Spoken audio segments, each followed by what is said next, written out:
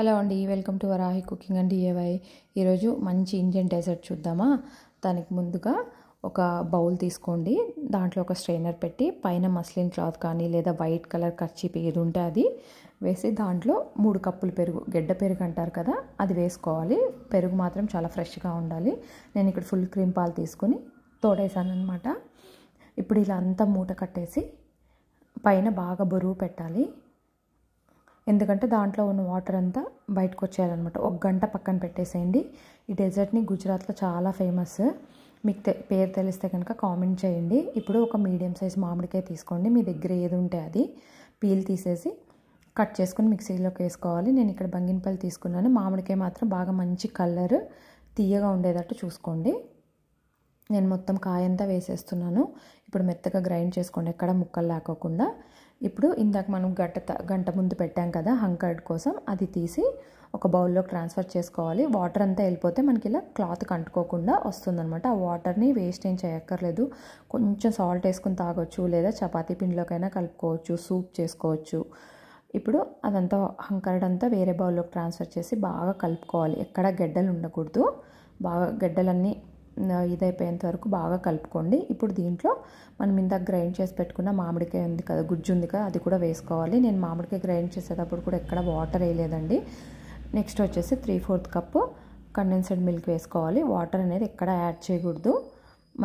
మనకి గట్టిగా రాదనమాట. లేకపోతే కుక్ అయిన తర్వాత ఇంకోసారి బాగా కలుపుకోవాలి. చూసారా ఎంత స్మూత్గా వచ్చిందో. కలుపుకొని పక్కన పెట్టుకోండి. ఇప్పుడు ఒక బేకింగ్ బౌల్ కానీ లేదా మీ ఇంట్లో లోతైన పళ్ళెమన్నా లేదా చిన్న చిన్న బౌల్స్ ఉన్నా ఏది ఉన్నా ఇలా బటర్ పేపర్ వేసుకోండి. వేసుకొని మనం ఇందాక కలిపి పెట్టుకుందంతా ఆ బౌల్లోకి ట్రాన్స్ఫర్ చేసుకోవాలి. ఎవరిది వాళ్ళకి సర్వ్ చేయాలి అనుకుంటే ఒక 4-5 ఉన్నప్పుడు చిన్న బౌల్స్ తీసుకుని బటర్ పేపర్ వేసి ఇట్లా ఒక ప్లేట్లో పెట్టి కూడా ఆవిరికి కుక్ చేసుకోవచ్చు. ఒకసారి ట్యాప్ చేయండి. ట్యాప్ చేసి పైనుంచి సిల్వర్ ఫాయిల్ పెట్టేసి బాగా టైట్గా పెట్టాలి. మనం కుక్ చేసినప్పుడు దాంట్లోకి వాటర్ వెళ్ళకూడదు అనమాట. ఆవిరికి ఉడకపెడతాం కదా. ఇప్పుడు ఒక కడాయి తీసుకుని దాంట్లో 3 కప్పులు వాటర్ వేయాలి. వేసి లోపల ఒక స్టాండ్ పెట్టండి. కొంచెం ఒక ఉడికొచ్చిన తర్వాత మీడియం ఫ్లేమ్లో పెట్టి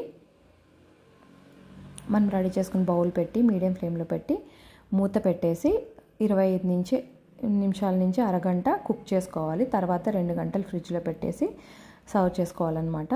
చూసారా. ఇప్పుడు ఒక ప్లేట్ తీసుకుని ఇలా రివర్స్లో టర్న్ చేసుకోండి. టర్న్ చేసుకుని నిదానంగా బటర్ పేపర్ తీసేయాలి. మనకి ఇది బాగా కుక్ అయిందని ఎలా తెలుస్తుందంటే బటర్ పేపర్ తీసేటప్పుడు మనకి ఏమీ బటర్ పేపర్కి అంటుకోకుండా చక్కగా వచ్చేస్తుంది అనమాట. తీసేసి కట్ చేసుకుని సర్వ్ చేసుకోవడమే. మీరు పైనుంచి బాదం పలుకులు కానీ పిస్తా పలుకులు కానీ మీ దగ్గర కుంకుమ పువ్వు కానీ ఏది ఉంటే అది వేసి సర్వ్ చేసుకోవడమే. మనం కట్ చేసేటప్పుడు చాకు కూడా అంటుకోదనమాట. తప్పకుండా ట్రై చేసి ఎలా ఉందో కామెంట్ చేయడం మర్చిపోద్దు. వీడియోని షేర్ చేయడం మర్చిపోద్దు. లైక్ చాలా ఇంపార్టెంట్. తప్పకుండా లైక్ చేసి వీడియోని షేర్ చేయండి, కామెంట్ కూడా చేయండి. నేను ఇక్కడ కుంకుమ పువ్వుతో సర్వ్ చేస్తున్నాను అనమాట. ప్లేట్కి ఎక్కడ అంటుకోలేదు చూడండి అలా. ఓకే అండి, బాయ్ అండి. మళ్ళీ నెక్స్ట్ వీడియోలో మళ్ళీ కలుద్దాం. ట్రై చేసి ఎలా ఉందో చెప్పడం మాత్రం మర్చిపోవద్దు. బాయ్.